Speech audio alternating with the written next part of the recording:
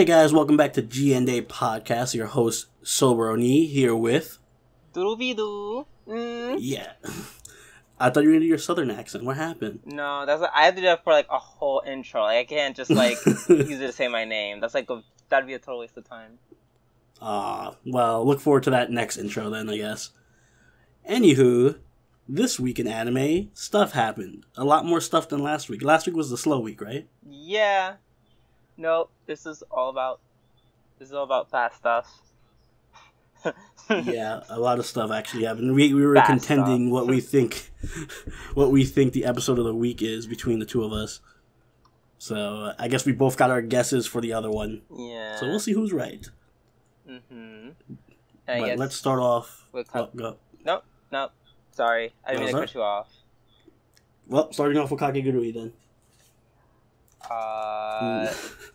Yeah. The continuation from the crazy episode last week, and it's more crazy. Oh man, I don't know. I think I had a headache this morning, and I kind of just didn't really understand what was going on. This is the wrong episode to have a headache for. I know, like this wasn't helping my headache at all. I was thoroughly like confused. Your theory was wrong though. Your theory of her shooting out her eye. Yes, I was around the ballpark. I mean, yeah, she took her own eye. I guess you're right in that sense. She didn't shoot it out. But yeah, this episode was it's so hard to describe it because it's just like basically, excuse me. One thing that I do like about this episode, it shows them a lot more insight into the president, student council president. I was gonna say that, yeah, that was like the best part of the episode. It's just that we get to see her. She's kind of she's crazy, but it's a unique kind of like low key crazy. It's not a low key unique crazy. She's pretty low key. It's not like, all right, compared to what's her face, Mirai, it's pretty low key. Everyone is low key compared to her. That's not saying a lot. That's not very. That's actually my biggest problem with the episode is that she was like, I like crazy chicks. They kind of went overboard with that. She was way overboard this episode with her craziness. I can't have her for a whole episode. Her 25 minutes of her is too much. I agree, but those last few minutes, like the last 5 minutes, I was like, it's that thing. I watched it a second time just because it was just like, whoa. I don't know. I feel like she works well in bursts. Like you see, like when she first appeared and she was there for like 5 minutes or whatever, doing her little thing to save Yumeko and putting the gun there. Like that was cool. And then the second time she showed up in the bathroom or whatever, that was cool. Last episode she showed up at the end of the episode, that was cool. But having her for like the whole episode just be like super crazy and making weird ass faces and fucking crawling on the table and orgasming everywhere, it's just like. She literally, all right, chill. Yeah, she literally comes twice this episode. Yeah, she just like. That's how you know it's a good episode. Like if I'm looking at the cast and I'm like, you know what, Yumeko is normal compared to her. Like I'm like, oh, everybody. I forgot for a second that they're all crazy because she was just eating up the screen anytime she was on screen. Yeah, like, I forgot the other characters existed. But I like Yumeko actually getting mad at her. Like that. Oh yeah, that part at the end was fantastic. The last 5 minutes, yeah. Like it was good on both their parts because one, this girl just fucking fell apart, and Yumeko just yeah, you're trying to lose all along, so I'm gonna deny you even that. So in a way, you still lose. You actually lose. What do you think about them cheating, but cheating? Wait, I didn't reverse understand. Cheating. I didn't understand that how was it? Not that when she said, "Oh, the things were in reverse position," not that so much. I mean, when Suzui was like, "Hey, this is cheating. This is cheating." I didn't understand what did they do besides. I think he might have realized that it was reversed. I'm not sure. I don't get that part either too much. Yeah. I think he realized that they were reversed compared to before or something. I don't know. But all I know is it was like a different twist. It was like, and also, it's in my opinion, it's like hardly cheating. This is like the least amount of cheating. Can it really be called cheating if you're trying to lose? Like, also, you're just trying to ensure your loss. The only thing that was cheating that was happening is that the cards were being put in like reverse, like the cameras were distorted. There's not much information you can get from the dealer, especially if it's the dealer that you don't know. Yeah. Like I said, it was just set up so that she could lose. Like, so I don't even know if you would qualify that as cheating or just like reverse cheating, sabotaging yourself. Yeah, I don't know. It was very weird. I love that she went crazy and ape shit, and just because of that, like, I don't know. There's people like Jeffrey who can't handle the crazy, and there's people like me. Apparently not. I cannot handle that level of crazy. Because she was like contorting and orgasming, and, like, to the point, and like secreting everything all over the place. I don't know what she was, saliva, like everything, blood. It was craziness, tears.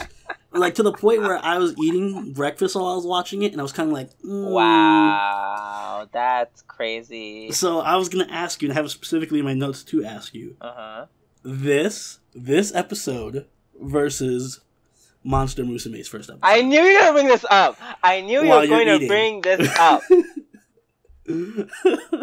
I mean, it's pretty much the same shit, except I think that this is way more extreme.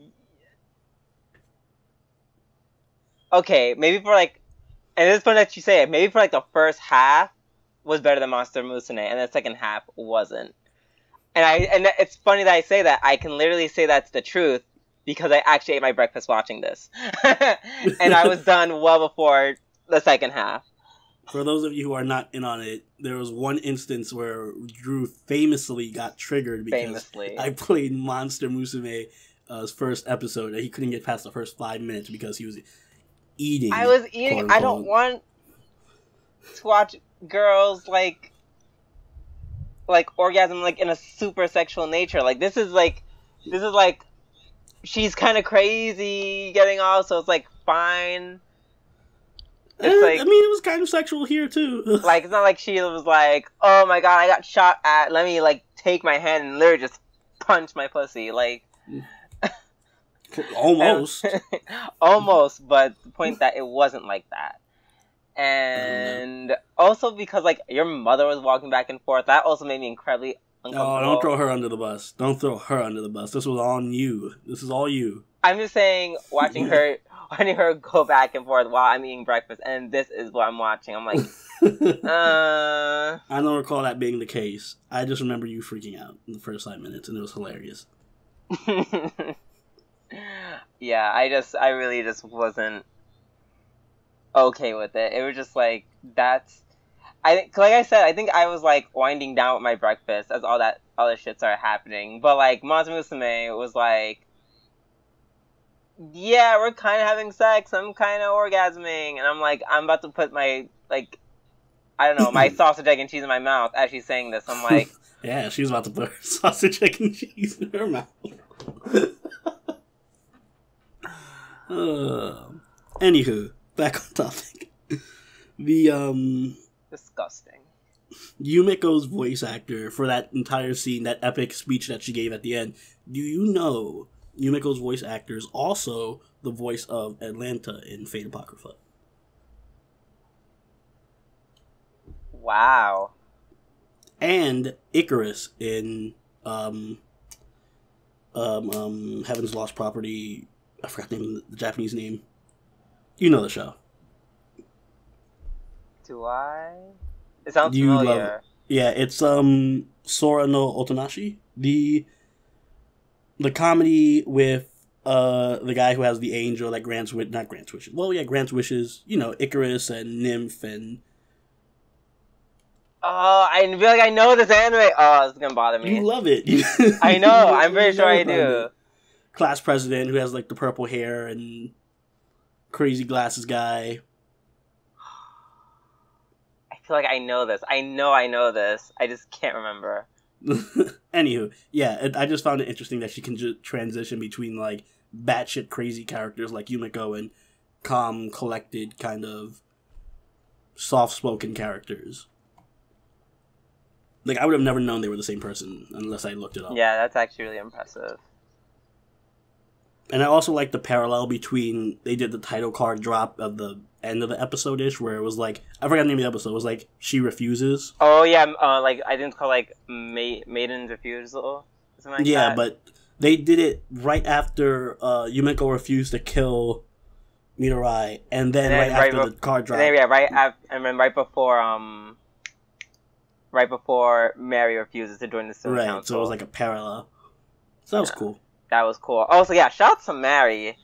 She has more balls than I gave her credit for. Oh, I love that last part, because I was afraid, as she was saying that whole shit where she was telling the student council president about the livestock and stuff like that, I was thinking, like, what a hypocrite. She was, like, the biggest asshole to these people when they were pets. And then at the end of it, she's kind of like, I don't really care that she treats them like assholes, like livestock and less than human, but she treated me less than human. So I like that it's kind of like a personal thing, not I'm going to suddenly become super just and righteous. Yeah, exactly. It wasn't like some crazy social justice awakening. No, she was just like, nah, bitch, I'm revenge. I'm fuck you up. Revenge style. Yeah. So I'm glad they didn't shift her character so much or anything. Yeah, no, it's a lot of... I'm very thankful that they kept her character very consistent. Alright, yeah, overall good episode. I really enjoyed it. Same. So let's move on to Fate Apocrypha. My episode of the week. Knew it. Yeah. Excuse me. I mean, don't get me wrong, this is like this would be second, like, this and Kakegurui is like second with each other. But, yeah, no, it was just all out fighting. Everyone just... Yeah, this was exactly what we thought it would be. It was just, like, straight up all these little... I like how they did it where it's, like, everyone has their little faction. Like, they having their one-on-ones, like, Karna versus Vlad, Achilles versus, Chiron. Astolfo's gonna, I guess, end up fighting with, Semiramis on the floating sky ship. It's just funny because Atlanta was so useless. Atlanta was not useless. Yo, she opened the episode by, like, fucking using her noble phantasm to kill a shit ton of homunculus. Homunculi. Excuse my improper English. Oh, God. A servant can be a couple of homunculi. Oh, no. She's good.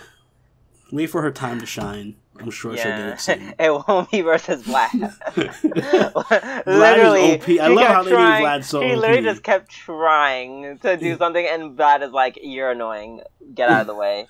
Because they made Vlad some OP fucking, like, oh, I'm literally, like, unkillable in this. He was like a god in that fight. Yeah, because they did say before, because apparently, like, the more you're surrounded by people who, like, adore you or revere you as a hero, the stronger you get. And they're fighting on this, like, literal home turf. Yeah, it'd be like if you were fighting, I don't know, George Washington as a servant in the middle of fucking New York or something.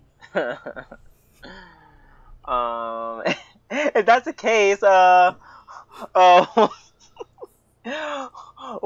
was Sojiro so weak on State Night? Oh my god, why are you tricking everybody? We're not really... Guys, Sojiro is not weak. He is the legend, dude. He is amazing. Yeah, he is fucking he was the Dragon Slayer. He is the greatest. He was literally deep in Japan in front of a fucking, like, shrine. Got mollywopped by a saber all the same. So, yeah. Well, that has to do with a combination of Saber having crazy, stupid plot armor and him being improperly summoned, I guess. But I don't know. You say. I love Mordred, by the way. Mordred. I actually love how we were right, and Mordred just drives up mad late to the party and complains about how late she is to the party. Yep. Yeah, you pretty much called that. That was pretty funny. Like, and then Tsukugo is just like, please don't kill me before we get there. No promises. Yeah. I love their interactions with each other. They're so natural, and it feels like they're actually well-written dialogue. Yeah. I don't know. Wait, let me cover everything, because I'm about to go on a mini rant. Let's see. Red Rider, stopped by the caster, yada yada yada. Oh, yeah, Achilles fighting, Kiron. He's just like, Chiron's like, hey, and he's like, what? And then he's like, CQC, bam! And then... He's not even an archer anymore. He just, like, waits for people to come in close and just fucking judo flips them and shit. I feel like that's another thing that makes him so good, is the fact that he's actually, like, decent close combat. Oh, yeah. Compared to, like... He's definitely, like... That's not fair. If we're comparing archers, then yeah, he's better than Atlanta, but... That's only because I didn't even say that. I mean, you're absolutely right. I felt like it was. I wasn't even going in that direction, but you're absolutely right. Now that you mentioned it. I felt like that was gonna come up eventually. You were like, "Whoa, go compared to Atlanta." Oh no, I didn't even. There wasn't even a point of comparison. He's miles better. I hope Atlanta fucking kills him. I hope Atlanta He can shoot. I hope he tries to CQC her and she takes an arrow and stabs him through the throat or something. That will literally and then never flips happen. him. Reverse CQC. Reverse CQC. And it reminds me of the time where I was trying to kill Boss, and Boss is just like, "Let me take your gun, dismantle it, and then like chop you in the throat." Yeah. And I'm like, what? I hope Atlanta does that to Chiron. I hope she takes his bow, dismantles it, and throat chops him. Yeah, that's not gonna happen. She's too busy being useless in another fight. All right. But yeah. Oh yeah, Astolfo, still being the best girl that he can be, is even like not like he's consciously not using his no phantasm because he's like, I don't want to kill the homunculus, you know, the very ones that Sig is probably trying to free. I feel like he's gonna die for that. He's gonna like, I don't want to use the homunculus, and then he's gonna get killed. Yeah, which is kind of gonna suck. It's gonna make me feel sad. It's gonna make me feel real bad. But you know what? Fran is gonna make me feel real bad. I don't like how the episode ended. Oh yeah. Oh, I have a bad. Oh yes. Let's just go right into it. I still fucking hate Emiya. I hate him in this form. I excruciatingly hate him in his other form. Why do you hate Shiro so much? And I can tolerate him in like his like archer form because he's still like even in another form he still pisses me off. I don't understand, but he still. Why does he piss you off in this one? Because he still wants the same thing. To save everyone? Yes. It's like, wow. Fuck these people who want to save everyone. Even in a different alternate reality, you're still the same dumb fuck. Fucking asshole trying to save the world. Oh. You hate Superman too? No, because like he's slightly better than other Emiya, because other Emiya is just like, in addition to being dumb, he's dumb, stupid, untalented, sexist, and stupid. Everyone, this is Drew saying all yep. I hate... Drew's views do not reflect the views of G&A Podcast or any of his associates. They reflect half of views of G&A Podcast, thank you very much. And half of G&A Podcast hates Emiya Shiro. And I hate Kotomine Shiro. Slightly less than normal. I'll hate him if he kills Fran. If he kills her, I'm gonna be fucking livid. I hate him because he wants the same stupid shit, and he's like, it's like, oh, I want the same thing, except I want to do this in a somewhat evil way. I'm like, it's like the same brand of stupid. It's like, oh, I want to heal everyone by like. So essentially, he just wants to be everyone. He just wants to be Kiritsugu, is what you're saying. Yes. But you're fine with Kiritsugu. Yes, because he's fucking cool and badass, and this guy is not. He's literally just like a Super Saiyan version of Emiya, or if Emiya fused with Marek from Yu-Gi-Oh.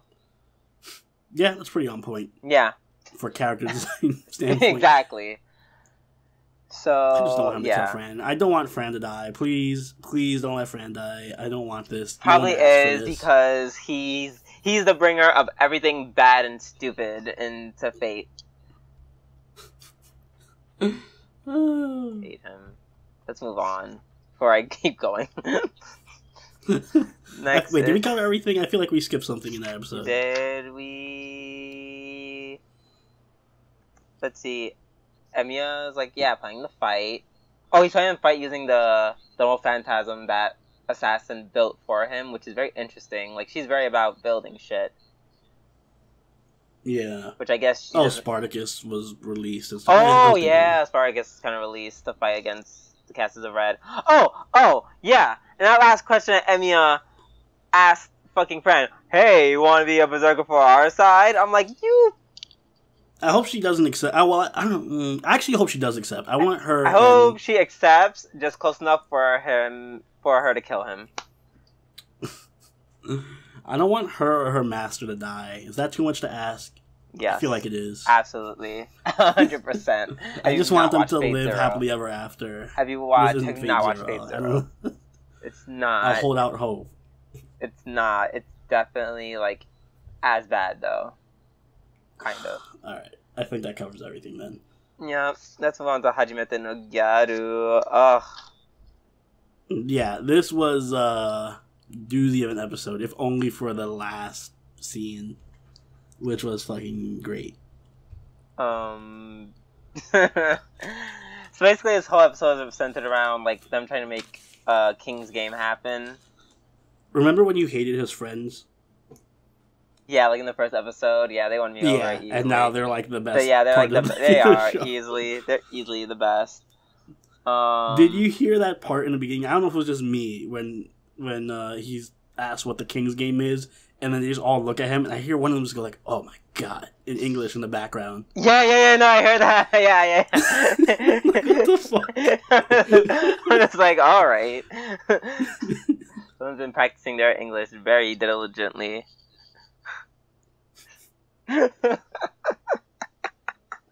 Oh god. Fucking, what was his name? Miroru with the fucking recorder. I'm like, Jesus. The other dude was just straight up cosplaying as Kirito. Oh yeah, it is Kirito. The other guy was looking like some kind of fucking Yakuza member. Like, the fuck? Oh, they make the show so fucking good. They really do. And I love how, like, all the girls, like, just kind of invite themselves over. Especially, what's-her-face? Yui? Yeah.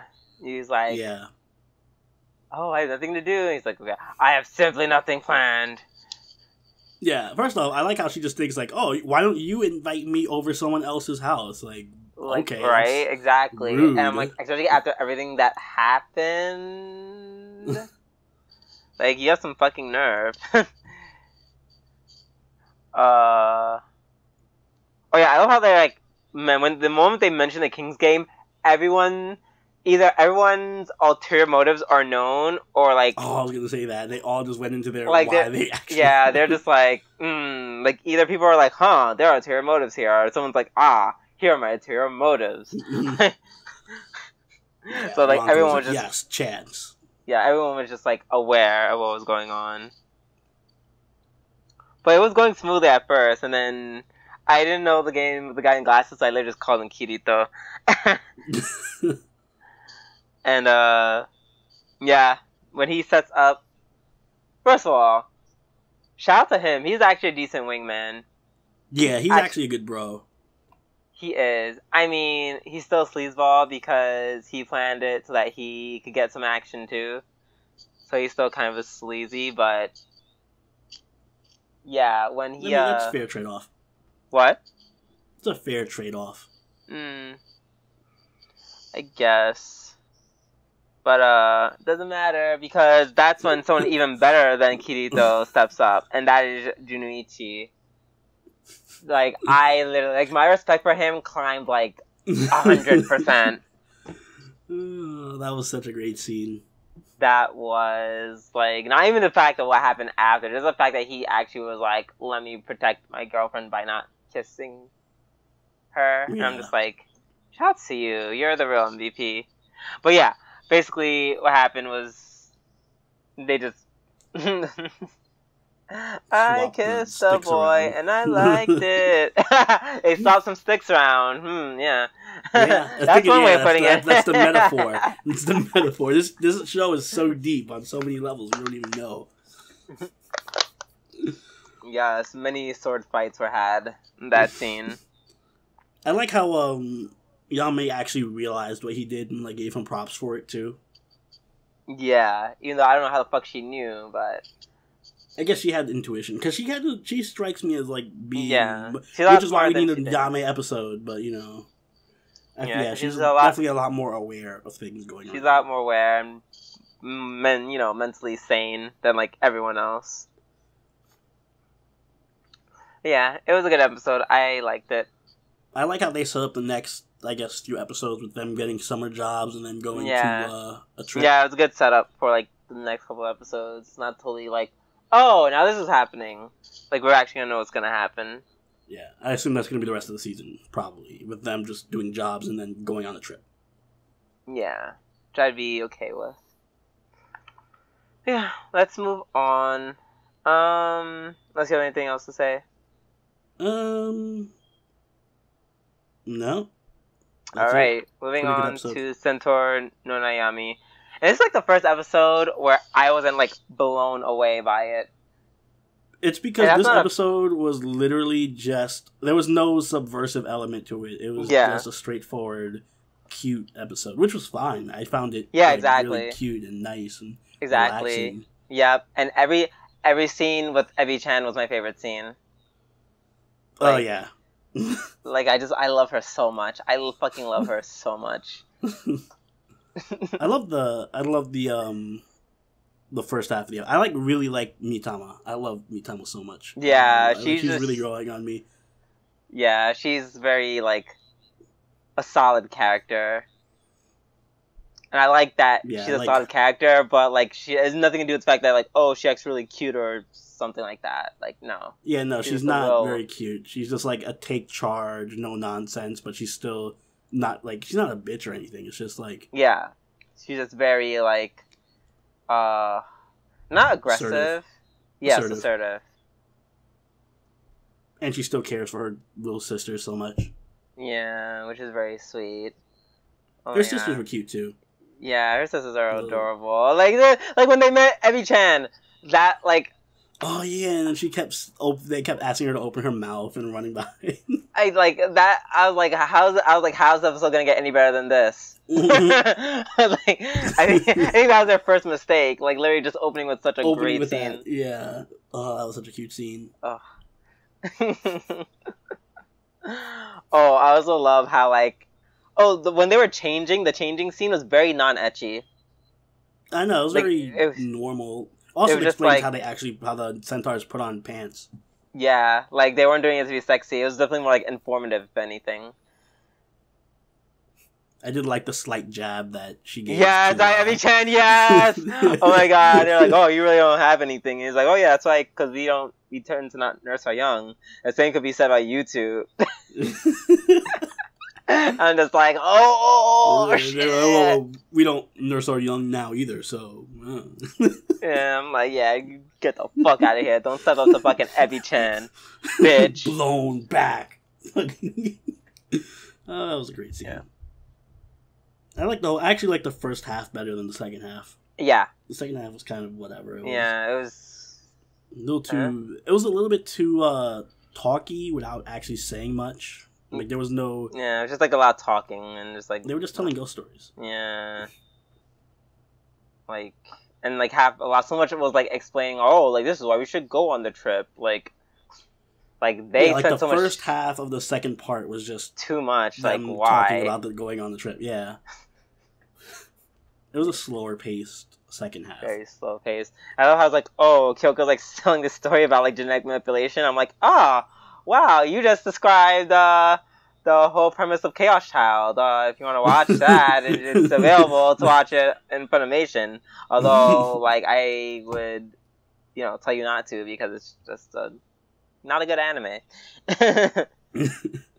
I did like, even though I knew it was coming, I did like Hime's little constant freakouts every time something happened, even if it wasn't scary. Oh, and at the end where Snake Girl was screaming. Yeah, she was like, ah! I'm like, oh my god, you're the best. Oh, I love her. I love her. I don't even know what's wrong with me. How I can find her so cute. Everything she does is like adorable. Even when they were playing shogi with was it Kyoko and her? Yeah. Yeah, that was a cute scene too, and she like lost. I'm assuming. Oh god. No, it was just such a good scene. That's like the only thing that stopped. In my opinion, that's just the only thing that stopped this episode from being like bad. Was just so many good moments with Ebi-chan. Yeah. Like, I would say still that this is probably the weakest episode of the series. Oh, absolutely, so far, yeah. But even then, it's still, like, decent. It's, like, average. It's decent, it's yeah. It's not, like, a bad episode or anything. So that says a lot for the whole show. Yeah, no, absolutely. But yeah. It was a good episode. Let's move on. Let's move on to Hitorihime, My Hero, which is actually my episode of the week. I knew it. I was like, it's either Hitorihime or it's Saiyuki, but I'm like, no.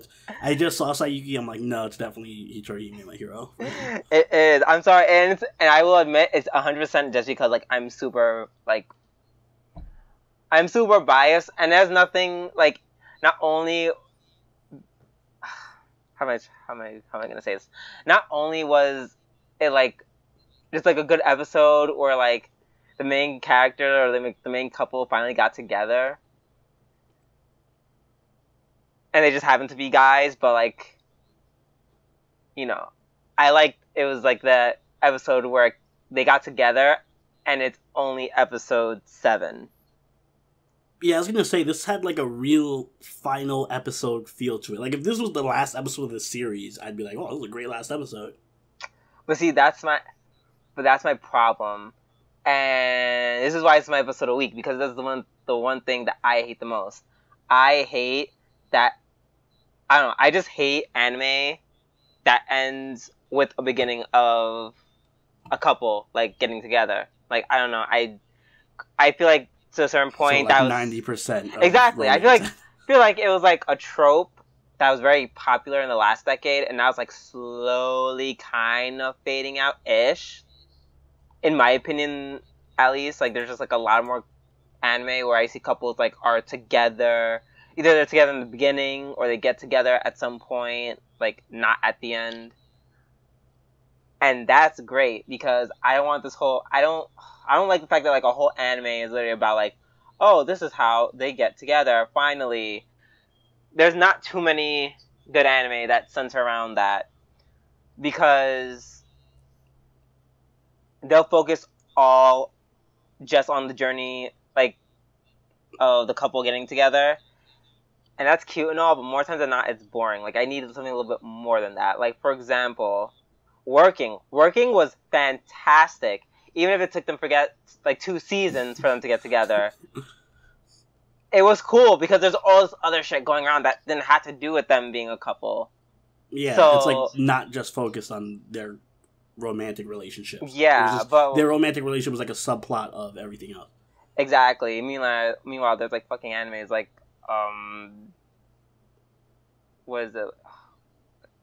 Is it Aoi no Sora? Is that the one I'm talking about? Which one are you trying to say? Wait, sounds like it would be an anime. Wait, no, shit. I think that's the one with the incest twins. No, that's Yosuga no Sora. Ah. But close. Nice attempt to just throw Japanese words together and make an anime. I know. No, it was that music anime that I watched that I thought was gonna be like Nana. Fuck. Like, and it's weird because like I remember Fuka. Wait, is it just called Fuka? It is just called Fuka. okay, yeah, like that. That's like a bad idea. That's not great because that just took. Like, yeah, there was like some kind of drama, but like the drama wasn't like thick enough. So it's like it was close. It tried, but it just didn't like. It wasn't just not enough to just go above Funnily and enough, beyond. you reminded me of Zero no Sakaima, which is probably a good example of what you're trying to say. In terms of it was a harem anime that I think went on 3 or 4 seasons, but they get together, I think, at the end of the first season, and it just kept going for like 3 more seasons, which is probably one of the reasons I liked it more than most other harems. So yeah, exactly. I like having, like, I like that people realize that it's not just a relationship is the end of it, but maintaining it is also an adventure in and of itself. Exactly, like Clannad After Story. Yeah, like Clannad After Story was literally an adventure. That's one way. That's one way to say it. Some would say it was, a suicide note. Yeah, if I kill myself, I'm just leaving a DVD or a Blu-ray of Clannad After Story as my suicide note. But yeah, that's not what happened this episode. It was good. No, it was good. I love how they had like a death flag of like Kensuke was like drop something. He's like, oh, this thing broke perfectly in half, and I was like, oh shit, someone's about to like die or be on the edge of death. Meanwhile, nothing happens. Like literally, it didn't happen. Yeah, literally nothing happens to fucking Kosuke. It's Setagawa who ends up getting stabbed. Which, by the way, I kind of like, yeah, he got stabbed, but I feel like it was a bitch stab. He was stabbed in, like, the shoulder. I thought he was stabbed in the abdomen when I first saw. Yeah, that would have been more dramatic and great, but I guess they're just like, okay, this is a shonen eye, not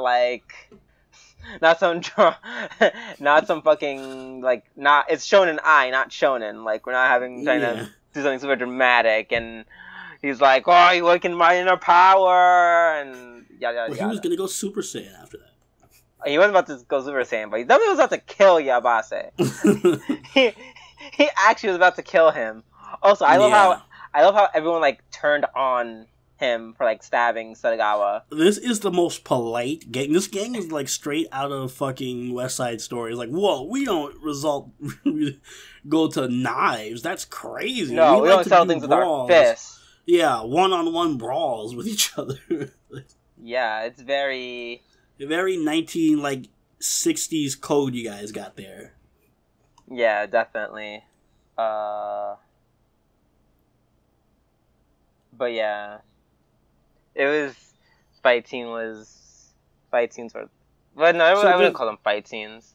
Yeah, does he? So I'm guessing, what's his name? The crazy one, was it Yabase? Yeah.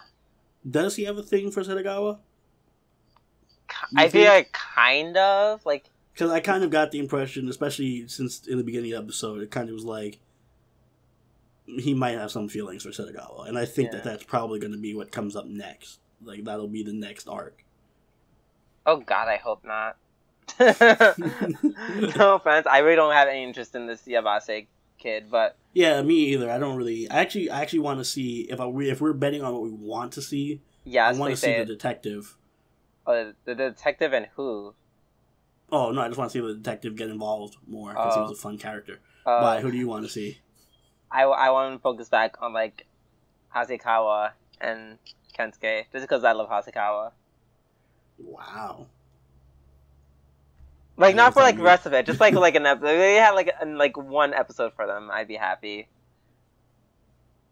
I guess, as long as it's not more of Kensuke being stupid. Yeah. Which see, that's my problem. It's like, oh, I have to take, like, you have to take the good with you have to take the bad with the good. So you have to take the Kensuke with the Hasekawa. For every Hasekawa, there's a Kensuke. Remember. Oh God, yeah, no, and even in the fight scene, like Setagawa taking the blow for him, that was pretty cool. And then he like properly like cuts ties with the gang. Yeah, I felt like it was like it didn't feel too forced or anything. I felt like it was a good resolution to his whole story arc. Yeah, because he was like, all right, time to stop being a bitch anymore. Yeah. Just... I also like how the mother was referenced, which makes me think that's going to come up again, obviously, in the beginning of the episode. Oh, yeah. Like, especially now that they're dating, like, Kosuke's going to be like, listen, ya hoe. Like, you need to close your knees and open your ears, alright? I don't Suddenly know, I'm talking with this Boston accent. Yeah, I was going to say, suddenly Kosuke... But yeah, it was just a good episode, and then like they had like the romantic moment like after the whole fight, and they left, which was really. I will say this show is good at doing the romance stuff because it doesn't really feel over the top. Yeah, but it feels appropriate.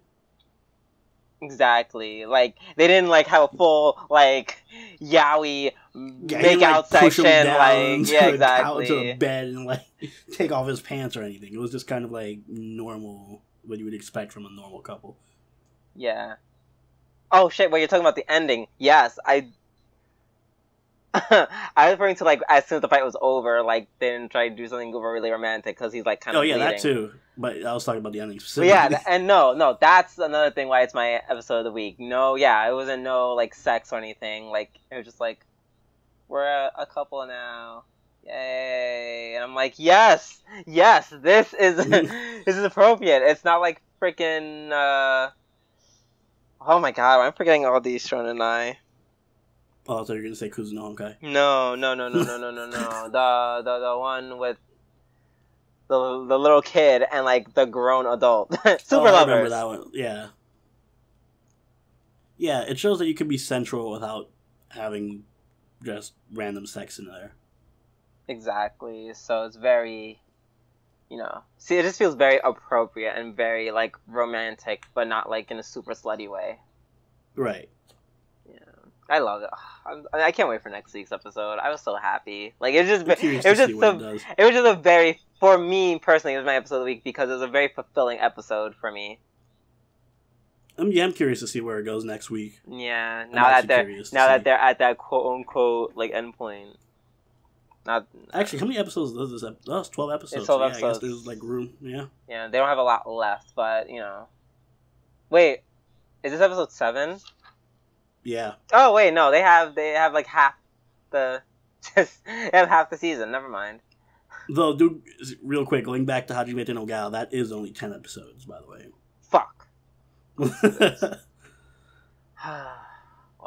you know what they say about good things. Right. Only 10 episodes. Just like fucking Konosuba. Hopefully it's season 3. Yeah, hopefully. With that case, or in any case, let's move on to Saiyuki. Yeah, I see what you meant when you said plot. Plot stuff happened. Yeah, lots of plot. I'm just like, they are really building up for it, which is nice because it's like it's literally like the past few episodes have all been building up to something, which is very refreshing. Because usually in Saiyuki, it's like filler, plot episode, filler. But no, like all of this, I guess because it's only for 12 episodes, they're just like, all right, we don't have time for this filler shit. I think they just gave like a couple of episodes that you get like the idea of what's going on. Yeah, that seems to be the case. And now we're just like straight plot. Yeah, because this looks like it's going to be the arc for the rest of the series. Yeah. Also, shout out to the new Sanzo priest introduced. Yeah, she was pretty cool. Yeah, Miss Sharak Sanzo. I love how he has a gun, just like a regular revolver, and she has a fucking Uzi. Yeah.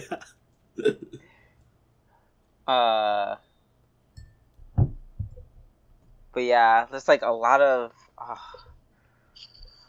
So what I got from the episode as someone who's never seen the show really is There were 4 Sanzo priests. Mm-hmm. One died in the desert, and the demons have his scroll or his scripture. The other one works for the demons, and then it's Sanzo and this female Sanzo that he just met. Yes. Are the last 2. Yes. Also, yeah. I want to talk about that real quick, about, like, the one that's working for the demons. Yeah, that, like, I thought they were going to put that in a plot twist. Because that definitely was a plot twist at the end of, Saiyuki... Oh, yeah, I think it's just a regular manga.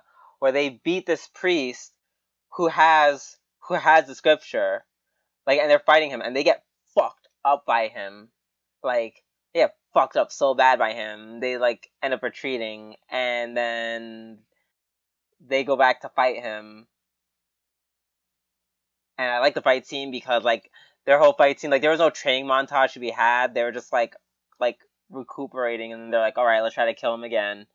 And then this time they're like, alright, we're just gonna try to work our way around your magical, like, prayer bead bullshit technique. And we're just gonna try to overwhelm you with numbers.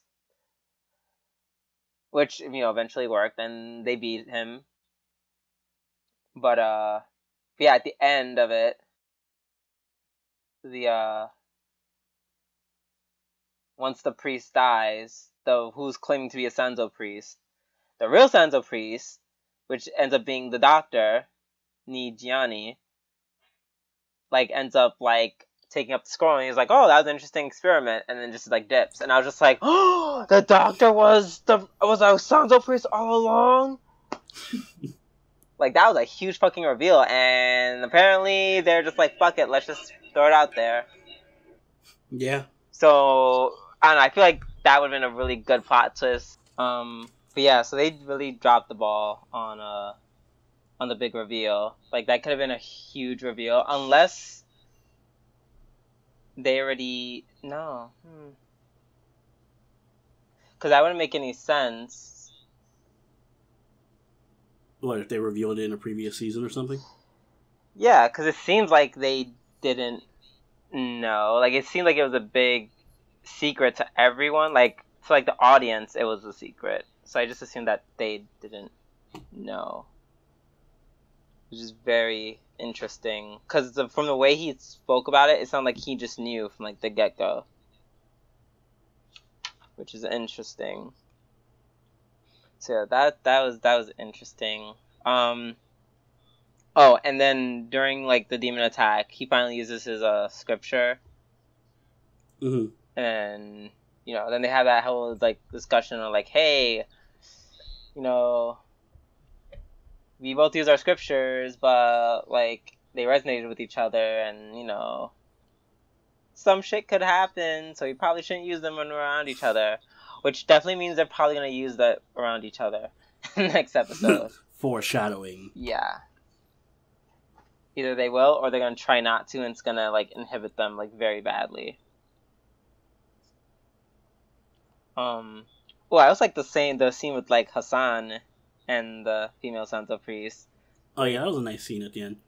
Yeah, where he's, like, really, they're like, oh, no, I don't feel that way about her at all. No, it's fine. Like, she's just a priest, da-da-da. And then he's like, I want you. And she's like, no. I'm telling you, something about this show, the women are overly, like, at first I didn't even know she was a woman, I thought she was a guy. But maybe it's because there's just so many guys around, the women are fairly more attractive to me in this show than they would be in other shows. It's like an effect of just having so few females in the cast. That's so sad. That's almost saying, like, you're just like, oh, I'm so female deprived. Anything will do. Maybe. I'm guessing that might be the case. I mean, you're kind of saying that without really saying it. Maybe, yeah. I guess so. I guess that is the case, then. Yeah. It's a study in psychology. Huh. Yeah, no. It's not so much really a study that needs to have funding for. It's kind of just like basic, logic. You as a straight man just want to see more girls in an anime. I guess so. And Saiyuki's very good at just drip feeding them. Like, it's been about 6 episodes without any females. What's this? A female for 5 minutes. Well, wait, what about the 3 bitchy females in Hitori, Hime My Hero? Well, they are there like almost every episode, and they're just like being stupid, so that doesn't count. Yeah, and all the women in all the women are cool. Like, all the main female characters are just cool, like all the time. At least in this series so far, or season. Yeah, I've noticed that all the females, like in all the females, 2 females that showed up in Saiyuki. Yep. They're both very like they're both in positions of like high power. They have like their own little army or whatever, and they're like badass. So that's interesting. Mm-hmm.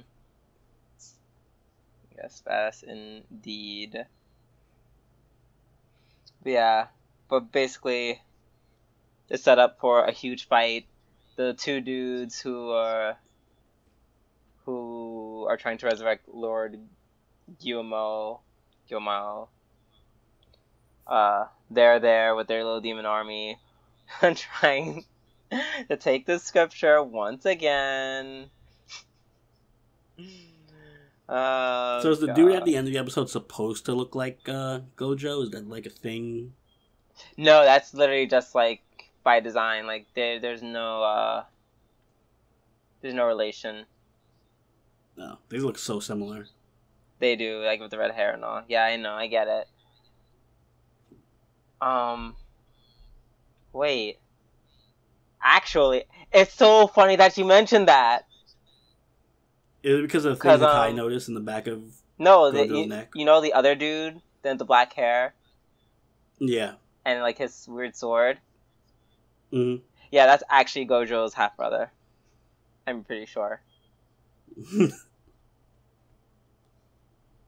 Yeah, I don't know how they're gonna like tell you stuff, but like I don't know. I figured I might as well just tell you now.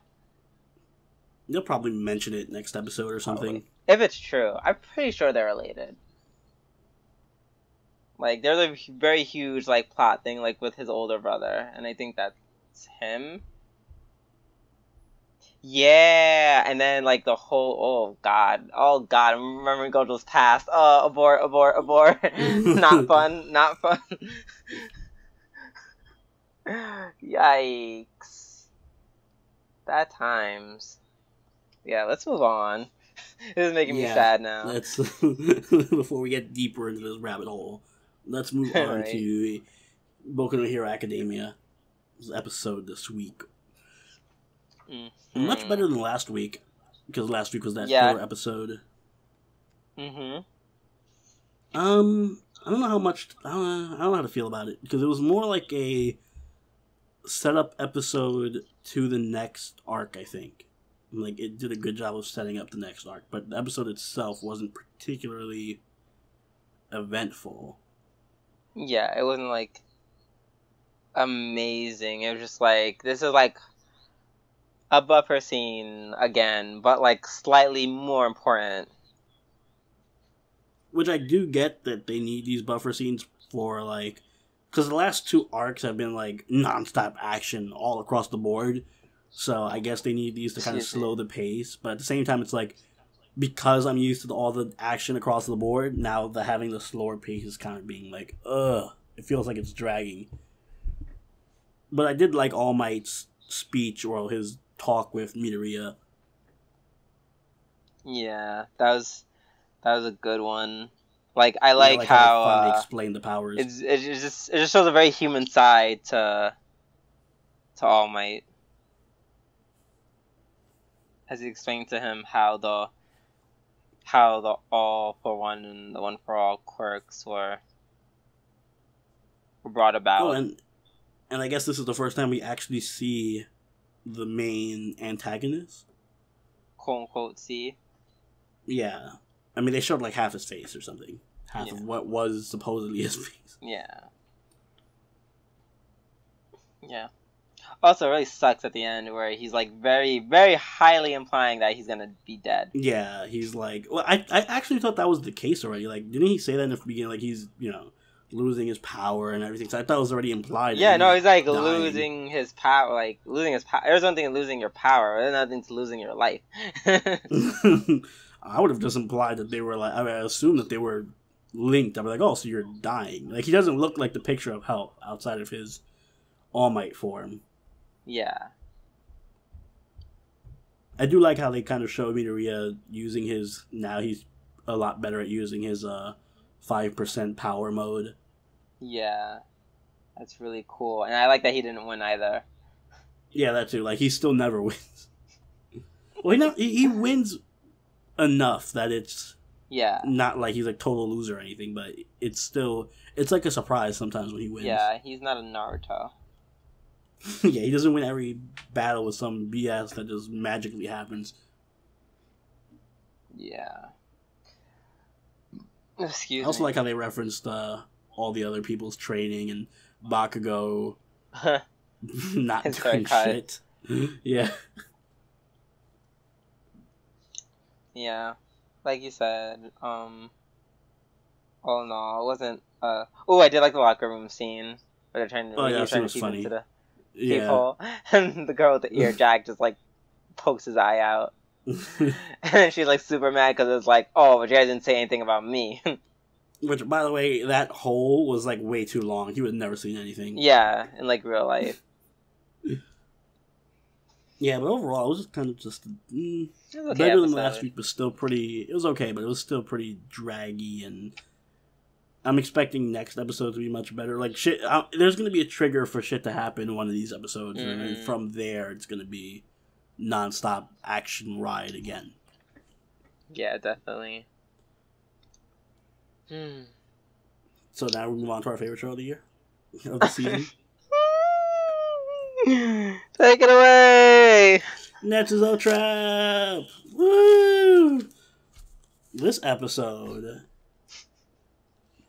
honestly, it wasn't that bad of an episode. It wasn't actually. For me personally, I did not like the first minute, whatever. Oh yeah, Silver and he was like. I got triggered. Yeah.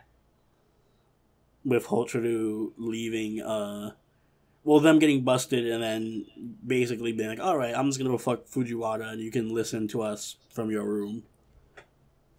So, I don't know. I feel like it wasn't intentionally a shitty thing to, like, Hotaru didn't do it on purpose, but I felt bad for Yuma. Yeah, I'd take that over having my life ruined because he, like, sent a picture to Takeda and, like, the rest of the school. So I'll take a night of listening to, you know, my crush having sex with her boyfriend. I did like how Hotaru came off, or she tried to be like the fixer this episode. Like, this whole episode was just her going around fixing up all her problems, all the things that she caused. But at the same time, I don't know, for me, it came off like, wow, she's super manipulative. What? What did? Hotaru's, like, going around fixing all her problems also made her come off as, like, super manipulative. Like, she did try to fix everything, but, like, through manipulating and lying to everyone. I mean, it wasn't a total lie. I do think she did back off of Yuma. Like, Hotaru, like, finally got the picture. She was like, alright, I need to stop doing all this, because, like, I'm ruining everyone's life. Well, I did like her line where she's like, all lies should be hidden in something that's 90% true. Can I tell you something? That's exactly how I lie.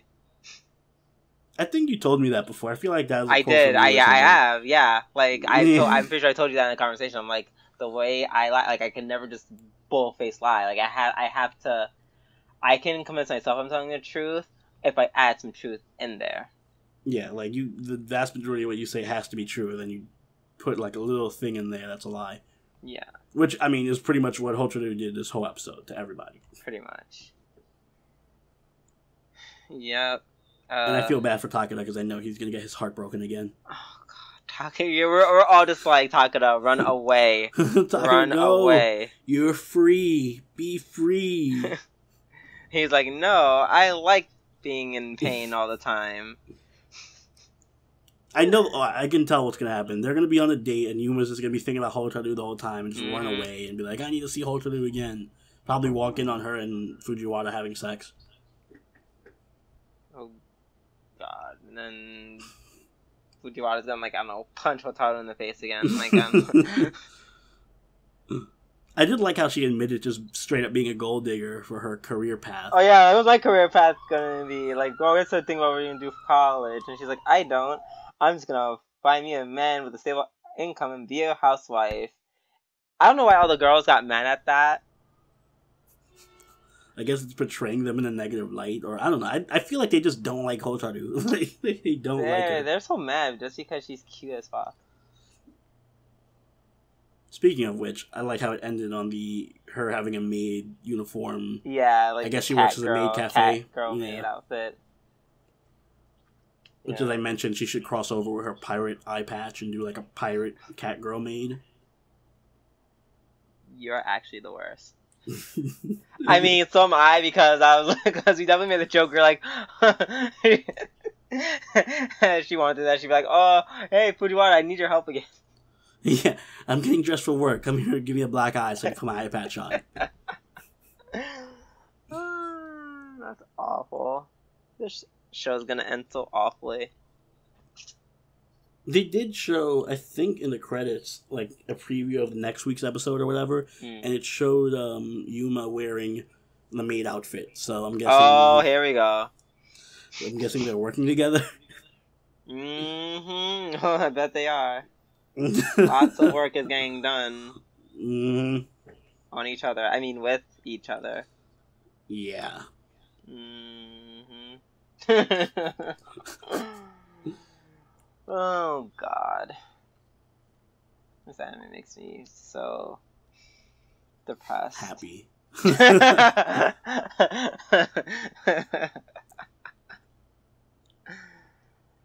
Oh, God. Alright, I think that's about it for everything this week. You got anything else you want to add? Yeah, all those animes that, like, try to make a whole episode about a long burn, all that are slowly dying out, die faster, stay dead, and never come back. What is that in reference to? Literally, no, like, Hitorimi My Hero. Like, oh, yeah, okay. Yeah, like, all anime that insistent on doing a long burn romance, like, just die and stay dead. I don't know. I feel like it still depends on how compelling the romance is. I feel like in most cases it's not strong enough. Like, for example, Toradora, I think, did a good job of that. Yes! Thank you! Thank you for mentioning that! Because that's one of the ones I thought. And when I was going over it in my head, I was like, what's that? Like, what's the one with Taiga? She's like, oh, I can't remember her name. Like, I can never remember the name of the anime. But yes, Toradora did a great job at that. But, like, yeah. She is just like... I don't know. I feel like we mentioned another anime that did that well. But, like, Working, A Diamond in the Rough. Both anime, Diamond in the Rough. Also,